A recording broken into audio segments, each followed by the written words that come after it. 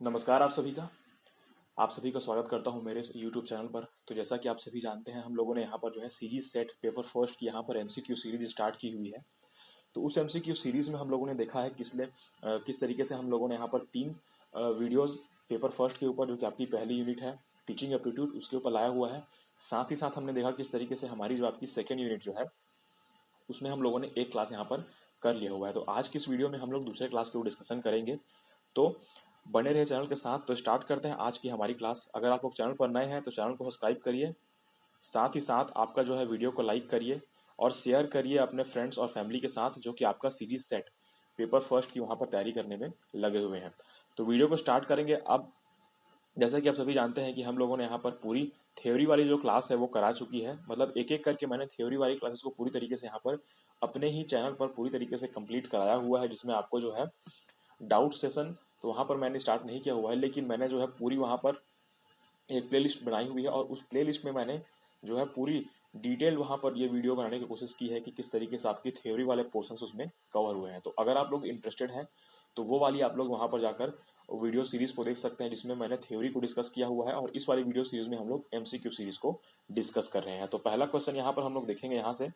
तो एक सेकंड, पहला क्वेश्चन जो है हमारा, तो ये पहला क्वेश्चन ये कहता है कि ऐतिहासिक शोध प्रयोगात्मक अध्ययन से किस प्रकार भिन्न होते हैं। मतलब ऐतिहासिक शोध जो होते हैं आपके, वो प्रयोगात्मक जो आप लोग अध्ययन करते हैं तो उस वाले शोध से वो किस तरीके से भिन्न होते हैं। तो पहला ऑप्शन ये आपका आ गया है पुनरावृत्ति में, दूसरा आपका प्राक्कलन संरचना में, तीसरा आपका आकलन करने में और चौथा वहाँ पर सभी।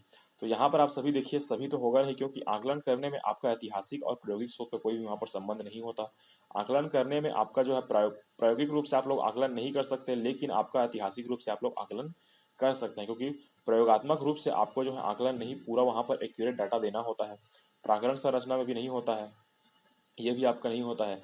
पुनरावृत्ति में यहाँ पर हो सकता है कि आपका जो होती है ऐतिहासिक सोच जिस तरीके से होती है उसमें आपका होता ही है कि आप लोग पुनरावृत्ति उतनी तरीके से नहीं करते। आप लोग केवल उसमें जो होता है एक डाटा जो गिवन होता है उसको आप लोग वहाँ पर रेडी करते हैं। साथ ही साथ इसमें होता यह है कि आपकी जो होती है प्रयोगात्मक शोध में आपका जो है पुनरावृत्ति पर ज़्यादा फोकस किया जाता है। मतलब जब आप लोग प्रयोग करते हैं, जो कि आपका प्रयोगात्मक मेथड होता है, उसमें आप लोग देखे होंगे किस तरीके से आप जो है चीज़ों को बार बार करके देखने की कोशिश करते हैं। तो यहाँ पर ये पुनरावृत्ति वाला जो पार्ट होगा यही आपका यहाँ से फर्स्ट वाले क्वेश्चन का आंसर होगा। तो ये हो गया आपका फर्स्ट वाला क्वेश्चन का आंसर। अब हम लोग हमारे सेकंड क्वेश्चन की ओर चलते हैं। तो सेकंड क्वेश्चन जो हमारा ये कहता है, ऐतिहासिक शोध में प्राथमिक स्रोत के अध्ययन के लिए संकलित किए गए स्रोत होते हैं। अब यहाँ पर जो होता है ऐतिहासिक शोध आप लोग जब करते हैं तो उसमें ऐतिहासिक शोध में आपका जो है प्राथमिक सोर्स, मतलब आपका जो है प्राइमरी सोर्स, आप लोग जिस तरीके से उसमें उसका स्टडी करते हैं तो किस तरीके से आपका जो है अध्ययन के लिए संकलित किए गए स्रोत कौन कौन से होते हैं। मतलब कौन कौन से ऐसे स्रोत होते हैं जिसमें आप लोग उसमें संकलित करते हैं। तो यहाँ पर अब देखिए, लिखित स्रोत लिखा गया है पहला, दूसरा आपका दिया गया कलात्मक, तीसरा दिया गया है मौखिक। तो आप सभी जानते हैं कि ऐतिहासिक शोध जो आपके होता है वो आपकी जो होती है तीनों से मिलकर बनी हुई होती है। मतलब इसमें आप लोग जो होते हैं, जब प्राथमिक शोध का आप लोग अध्ययन कर रहे होते हैं तो उसमें आपको लिखित स्रोतों की भी आवश्यकता पड़ती है, कलात्मक स्रोतों की भी आवश्यकता पड़ती है। कलात्मक मतलब आपका पुरानी जितने भी आपकी चीजें हो गई जो आपकी कला से जुड़ी होती है, जैसे कि आपका शिल्पकारी हो गया, आपका चित्रकला हो गया, तो ये सारी चीजें आपकी इसमें भी आती है। लिखित स्रोत मतलब आपका जो होता है दीवालों पर लिखी गई लिपियां होती हैं वो हो गई, ताम्रपत्र पर जो लेख लिखे होते हैं वो आपके आते हैं। मौखिक रूप से, मौखिक स्रोतों से आपका तात्पर्य यह है कि आप लोग जिस एरिया में वहां पर जाते हैं रिसर्च करने के लिए, तो वहां पर आप लोग लोगों से मिलते हैं, इंटरेक्शन करते हैं, तो वहां पर आपका मौखिक स्रोत भी उस तरीके से वहां पर आप लोग प्राथमिक सोर्स के रूप में आप लोग वहां पर इस्तेमाल करते हैं। तो इसमें ये वाला ऑप्शन जो हो जाएगा, ऑप्शन फर्स्ट, एक, दो और तीन, ये आपका यहाँ से करेक्ट आंसर हो जाएगा इस वाले क्वेश्चन का। अगले क्वेश्चन की हम लोग बात करेंगे यहाँ से। अगला क्वेश्चन जो है हमारा ऐतिहासिक, ये आपका दिया गया है ऐतिहासिक शोध विधि के चरण है। अब यहाँ पर देखिए ऐतिहासिक शोध विधि का चरण जो कौन कौन सा है, तो यहाँ पर स्पष्ट आपको लोगों को दिख जा रहा है कि समस्या की पहचान करना सही बात है, प्रदत्तों का संकलन करना यह भी सही बात है, प्रदत्त की समालोचना एवं अर्थपन करना यह भी आपका सही है। तो उपरोक्त में से सभी, ये आपका चौथा जो क्वेश्चन मतलब ऑप्शन होगा, ये आपका यहाँ से करेक्ट माना जाएगा, यही आपका जो है आंसर होगा। क्योंकि ऐतिहासिक शोध में आप लोग देखते हैं कि समस्या की पहचान करते हैं, फिर आप लोग डाटा इकट्ठा करते हैं, फिर आपका जो होता है उसका जो है एनालाइज करते हैं किस तरीके से आपकी सारी चीजें वहां पर हो रही है। तो ये वाला ऑप्शन जो है आपका करेक्ट हो जाएगा। अब हम लोग देखेंगे हमारे अगले क्वेश्चन की ओर। अगला क्वेश्चन हमारा क्या कहता है, ये अगला क्वेश्चन ये, शोध सदैव किस संदर्भ में किया जाता है। तो शोध आपका जो होता है किस संदर्भ में किया जाता है, तो शोध का आपका रेफरेंस किस तरीके से आप लोग लिया जाता है, मतलब पुराने ज्ञान का सत्यापन करने में सही बात है, नए ज्ञान की खोज करने में ये भी आपका सही बात है, अवलोकन करने में ये भी आपका एकदम करेक्ट बात है। तो ऑप्शन 4 यहाँ से जो होगा ये सभी, मतलब आप जब किसी भी शोध को आप लोग करते हो तो उसमें आपका जो है रेफरेंस किस तरीके से आपका वो लोग डिसाइड करते हो, कहाँ कहाँ से आप लोग लेते हो रेफरेंस, तो आपको पुराने ज्ञान का सत्यापन करने में, नए ज्ञान की खोज करने में और अवलोकन करने में, तो ये सारी चीजें आपकी जो होती हैं वो सभी शोध के आपके जो होती हैं, रिसर्च के आपके जो होती हैं संदर्भ में किए जाते हैं। अगले क्वेश्चन की हम लोग यहाँ से बात करेंगे अब, एक सेकेंड। तो अगला क्वेश्चन जो है हमारा यहाँ से शुरू होता है, आप उस अवलोकन, मतलब यहाँ पर बोला यह गया है कि आप उस अवलोकन को क्या कहेंगे जिसमें शोधकर्ता शोध करने से पूर्व योजनाएं बना लेता है। अब यहाँ पर देखिए, यहाँ पर क्वेश्चन बहुत इंटरेस्टिंग है। उस अवलोकन को आप लोग क्या कहेंगे, मतलब अवलोकन को हमें देखना है कि जिसमें शोधकर्ता जो होता है वो शोध करने से पूर्व योजनाएं बनाता है, मतलब योजना आपका निर्माण करता है, मतलब प्लानिंग करता है किस तरीके से हमको रिसर्च के आगे जो मेथड्स हैं उसको आप अप्लाई करना है। तो इसके लिए हम लोग देखेंगे कि आपका नियंत्रित अवलोकन, अनियंत्रित अवलोकन, असहभागी अवलोकन और अर्ध सहभागी। तो ये आपका जो होता है अर्ध सहभागी अवलोकन भी नहीं होगा, असहभागी अवलोकन भी नहीं होगा, अनियंत्रित अवलोकन भी नहीं होगा, ये आपका होगा नियंत्रित अवलोकन। नियंत्रित अवलोकन यहाँ से ये हो जाएगा क्योंकि आपका जो होता है पूर्व योजनाओं के लिए आपका एक सिस्टमेटिक आपको जो होता है बैलेंस्ड वहाँ पर जो है अवलोकन करना होता है, जिससे कि आपकी जो रिसर्च जो होती है वो स्टेप बाय स्टेप अच्छे तरीके से वहाँ पर पूरी होती रहे। तो ये हो गया आपका। अब हम लोग यहाँ पर देखेंगे अगले क्वेश्चन की ओर। अगला क्वेश्चन हमारा क्या कहता है, तो अगला क्वेश्चन, एक प्रक्रिया के रूप में शोध का अर्थ स्पष्ट करने के लिए निम्नलिखित सूक्तियों में से कौन सा प्रासंगिक नहीं है। अब यहाँ पर देखिए आपका जो है शोध का अर्थ स्पष्ट करने के लिए निम्नलिखित सूक्तियों में से कौन सी प्रासंगिक नहीं है। तो प्रासंगिक कौन सी नहीं है, तो आपकी जो होती है क्रमबद्ध है, क्रमबद्ध क्रिया, वस्तुनिष्ठ अवलोकन, ये आपका हो जाएगा योग है ये, एवं त्रुटि, उसके बाद ये समस्या समाधान। तो ये आपका जो हो जाएगा यहाँ से, इसमें देखिए शोध अर्थ स्पष्ट करने के लिए सूक्ति कौन कौन से होते हैं, तो क्रमबद्ध क्रिया तो नहीं होने वाली है, त्रुटि भी नहीं होती है, समस्या का समाधान भी नहीं होता। ये आपका जो होता है वस्तुनिष्ठ अवलोकन, ये आपका जो होता है अवलोकन अगर आप लोग करते हैं, अर्थ स्पष्ट करने के लिए आपको क्या चीज की जरूरत होती है, अवलोकन करने की। मतलब जब आप लोग एग्जामिन नहीं करेंगे, मतलब एग्जामाइन नहीं करेंगे चीजों को, तो आपको वहां पर जो होगी वहां पर किसी भी तरीके से आपका शोध जो है उसका एक क्लियर आपका जो है अर्थ वहां पर, मीनिंग वहां पर आपको नहीं मिलेगा। तो ये हो गया आपका। अब हम लोग देखेंगे हमारे अगले क्वेश्चन की ओर। अगला क्वेश्चन हमारा क्या कहता है, तो ये वाला क्वेश्चन जो होता है, शोध की प्रकृति कैसी होती है, नेचर ऑफ रिसर्च किस तरीके से होता है। तो आप देखते हैं यहाँ पर शोध अपनी प्रकृति में वस्तुनिष्ठ और तथ्यात्मक होती है। इसकी प्रकृति बहुत ही अधिकता संयुक्त एवं तार्किक होती है, सही बात है। इसकी प्रकृति पूर्वाग्रह से मुक्त होती है, एकदम सही। और उपरोक्त सभी, तो यहाँ पर जो होगा ये आपका आपका यहाँ पर इस वाले आंसर का मतलब क्वेश्चन नंबर 7 के आपके आंसर हो जाएंगे उपरोक्त सभी, मतलब डी। यहाँ पर ऑप्शन 4 जो हो जाएगा यहाँ से इसका करेक्ट ऑप्शन होगा, क्योंकि इसमें बोला गया है कि आपकी प्रकृति कैसी होती है, नेचर के ऊपर डिस्कशन किया गया है, तो ये सारे नेचर इसके होते हैं। अब हम लोग देखेंगे अगले क्वेश्चन की ओर। अगला क्वेश्चन हमारा ये है, शोध के संदर्भ में निम्नलिखित में से सत्य कथन कौन सा होता है। मतलब शोध के आपका संदर्भ जो होते हैं उसमें आपका जो होता है सत्य कथन कौन सा होता है। सत्य कथन की हम लोग अगर बात करते हैं तो कौन कौन सा कथन जो होता है वो आपका शोध में सत्य होता है। तो इसके लिए आप सभी यहाँ पर देख सकते हैं कि शोध मूलतः वैज्ञानिक प्रकृति का होता है, ठीक है। शोध में प्राकृतिक और द्वितीयक स्रोतों से प्राप्त आंकड़ों का विश्लेषण कर निष्कर्ष प्राप्त किया जाता है, ये ठीक है। शोध की प्रकृति पूर्वाग्रह संयुक्त होती है, ये मतलब कौन सा कथन ये आपका सत्य नहीं है वाला, हम लोग देखेंगे यहाँ पर सत्य नहीं है। तो अब देखिए यहाँ पर जो है शोध की प्रकृति पूर्वाग्रह संयुक्त होती है, ये आपका गलत, उपरोक्त में से कोई नहीं है। तो ये आपका जो है गलत ऑप्शन कौन सा है, ये वाला ऑप्शन जो है यहाँ से आपका गलत हो जाएगा। मतलब शोध की प्रकृति जो होती है वो आपका पूर्वाग्रह से संयुक्त होती है, ये आपका यहाँ पर गलत हो जाएगा। तो ये हो गया आपका इस वाले क्वेश्चन का आंसर। अब हम लोग देखेंगे अगले क्वेश्चन की ओर।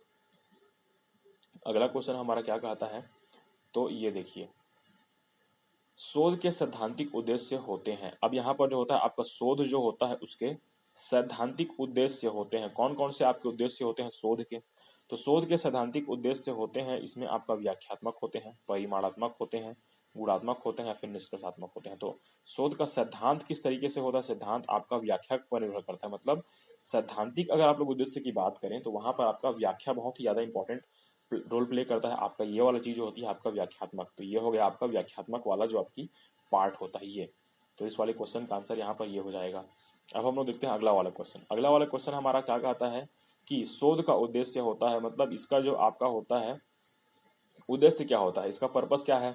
योग्यता में सुधार करना, दूसरा है अपनी ख्याति को बढ़ाना, वर्तमान ज्ञान को बढ़ाना, नौकरी में अनिवार्यता की पूर्ति करना, ये आपका ऑप्शन नहीं है। साथ ही साथ वर्तमान ज्ञान को बढ़ाना ये आपका सही है, ख्याति भी बढ़ाना नहीं है, योग्यता में सुधार भी नहीं है। मतलब रिसर्च आप लोग क्यों करते हैं कि आपका जो होता है करेंट नॉलेज जो है उसमें आपको जो है किस तरीके से आपको इंक्रीज, मतलब किस तरीके से आपको इम्प्लीमेंट करना होता है, नॉलेज किस तरीके से आपका जो है गेन करते हैं आप एक्सपेरिमेंट करके, रिसर्च करके, वो सारी चीजें आपकी आती हैं। तो ऑप्शन नंबर 3 यहाँ से जो होगा वो आपका यहाँ से करेक्ट ऑप्शन हो जाएगा। अब हम लोग यहाँ पर देखेंगे अगले क्वेश्चन की ओर। अगला क्वेश्चन हमारा क्या कहता है, तो तथ्यात्मक उद्देश्य अत्यधिक महत्वपूर्ण है। अब यहाँ पर अब देखिए तथ्यात्मक उद्देश्य अत्यधिक महत्वपूर्ण है, तो कौन से आपका जो होता है रिसर्च में आपका तथ्यात्मक उद्देश्य जो होता है वो आपका ज़्यादा महत्वपूर्ण होता है। तो ऐतिहासिक शोध, वर्तमान शोध, सैद्धांतिक शोध शोध और आपका जो है प्रयोगात्मक शोध। तो यहाँ पर आप लोग देखिए तथ्य मतलब फैक्ट, तो फैक्ट आपका जो है करंट में नहीं आएगा, ये आपका सैद्धांतिक भी नहीं होगा, प्रयोगात्मक भी नहीं होगा। प्रयोगात्मक में आपका जो होता है कि आपको प्रॉपर वहाँ पर प्रूफ चाहिए होता है, प्रॉपर वहाँ पर जो होता है कि आपको चाहिए होता है कि पूरा आपके पास एक ठोस सबूत हो। और तथ्य जो होते हैं फैक्ट वो आपके ऐतिहासिक शोधों के ऊपर ज़्यादा आपके रिलाई करते हैं। मतलब होता यह है कि आपका फैक्ट जो होते हैं वो आपके ऐतिहासिक शोधों के ऊपर ज़्यादा वहाँ पर अप्लाई होते हैं। मतलब वे इसमें एक आकलन लगाते हैं कि ये हुआ होगा तो ऐसा हुआ होगा। ये वाली चीज़ें आपकी जो आती हैं वो आपके ऐतिहासिक शोध में आपको देखने को मिल जाती हैं। अब हम लोग देखेंगे हमारा अगला क्वेश्चन क्या कहता है, तो आपका शोध यहाँ पर जो आता है अगला क्वेश्चन, शोध के उद्देश्य में निम्नलिखित में से किसे आपका जो है सम्मिलित किया जा सकता है। तो यहाँ पर आपका जो शोध है उसमें किस तरीके से आपका सम्मिलित किया जाएगा, तो इसमें आप लोग यहाँ पर देखिए अब ये नवीन तथ्यों की खोज करना, मतलब निम्नलिखित में से सम्मिलित किया जा सकता है शोध के उद्देश्यों में नवीन तथ्यों की खोज करना, सही बात है। नवीन तथ्यों की खोज के साथ पुराने तथ्यों की जांच तथा मूल्यांकन करना, ये भी एकदम करेक्ट है। समस्या का समाधान प्रस्तुत करना, ये भी एकदम करेक्ट है। तो उपरोक्त सभी यहाँ से आपका जो है वहां पर ये करेक्ट आंसर हो जाएगा। यहाँ से आपकी सारी चीजें क्लियर हो जानी चाहिए। मतलब शोध के उद्देश्य में कौन कौन से उद्देश्यों को वहां पर सम्मिलित किया गया है बोलना है। तो आप ये बोलेंगे कि आपका है नवीन तथ्यों की खोज करेंगे, उसके बाद पुराने तथ्यों को आप लोग जांच करेंगे, समस्या का समाधान प्रस्तुत करेंगे और उपरोक्त सभी, ये आपका करेक्ट आंसर। अगले क्वेश्चन की हम लोग बात करेंगे यहाँ पर। तो अगला क्वेश्चन जो होता है नेक्स्ट सेकंड, अगला क्वेश्चन, एक अच्छे शोध का उद्देश्य क्या होता है। अब यहाँ पर हम लोग एक अच्छा जो रिसर्च होता है उसका किस तरीके से आपका जो पर्पस होता है उसके ऊपर हम लोग डिस्कशन करेंगे। तो कौन सा आपका पर्पस होता है उसके ऊपर डिस्कशन करना है। तो सबसे पहले आप लोग देखिए यहाँ पर जो होता है सिद्धांतों का सामान्यीकरण और विकास करना, सही बात है। दैनिक जीवन से संबंधित समस्याओं को सुलझाना, अच्छा शोध का ये आपका उद्देश्य नहीं होता। समाज की भलाई ये सब नहीं, उपरोक्त सभी ये भी नहीं। पहला वाला ऑप्शन जो होगा आपका सिद्धांतों और सामान्यीकरण का विकास करना, ये आपका जो होता है अच्छे शोध का एक उद्देश्य होता है, जिससे आपकी सारी चीजें यहाँ पर क्लियर हो जाती हैं। तो यहाँ पर फर्स्ट ऑप्शन जो होगा वो यहाँ पर आपका करेक्ट माना जाएगा, ये आपका ऑप्शन है वो करेक्ट ऑप्शन होगा। अब हम लोग देखेंगे यहाँ पर अगले वाले क्वेश्चन की हो। तो अगला वाला क्वेश्चन हमारा है ये, एक सेकंड, अगला क्वेश्चन जो है हमारा, क्रियात्मक शोध वास्तविक संसार की कार्य पद्धति। यहाँ पर आप लोग देखिए कि आपका क्रियात्मक शोध जो होता है वास्तविक संसार की कार्य पद्धति में हस्तक्षेप है, और ऐसे हस्तक्षेप की क्या प्रभाव रहे हैं उनकी गान और समीक्षा है। ये मतलब ये आपका बोला यह गया है कि आपका क्रियात्मक शोध जो होता है वो आपका वास्तविक संसार में किस तरीके से आपका जो होती है वो पद्धतियां होती है उनके ऊपर किस तरीके से हस्तक्षेप किया जाता है उसकी समीक्षा का गान है। तो यह कथन आपका किसने दिया था, तो कथन के ऊपर आपका क्वेश्चन आना ही आना है। मतलब आपके जो डेफिनेशन हो गए, आपके जो कथन होगा उसके ऊपर आपको क्वेश्चन पूछा जाता है।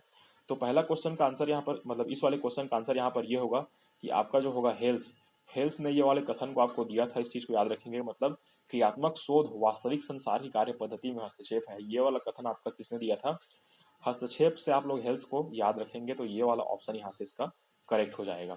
अगले क्वेश्चन की हम लोग बात करते हैं यहाँ पर।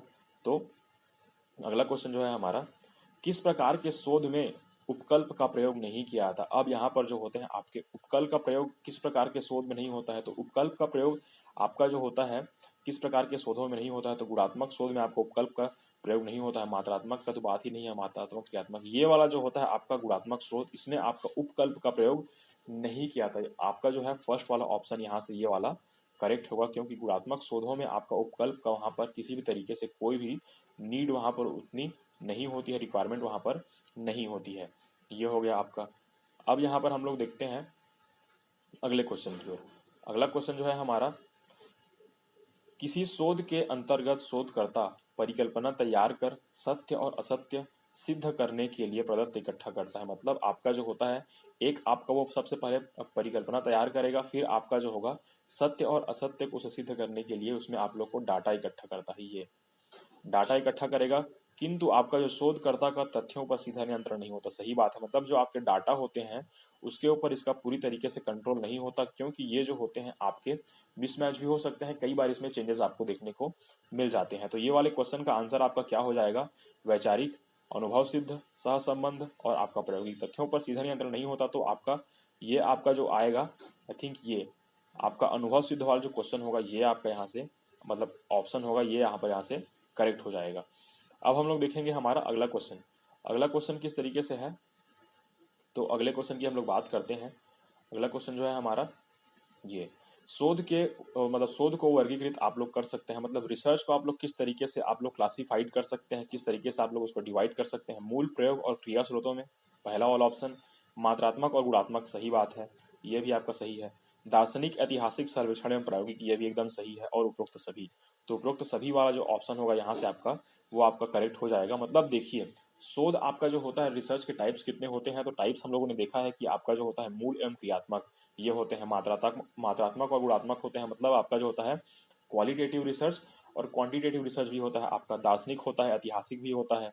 तो ये वाले जो ऑप्शन होंगे आपके, 4 वाला ऑप्शन जो होगा यहाँ से ये आपका करेक्ट हो जाएगा। तो ये आपका ऑप्शन यहाँ से करेक्ट होगा। अब हम लोग अगले यहाँ पर क्वेश्चन की बात करते हैं। तो अगला क्वेश्चन हमारा ये कहता है कि आपका जो होता है अनुप्रयुक्त शोध है, मतलब अनुप्रयुक्त शोध यहाँ पर क्या है, तो अनुप्रयुक्त शोध की हम लोग अगर बात करते हैं तो अभिप्रेरणात्मक शोध होती है, सामाजिक, क्रियात्मक और ये सभी।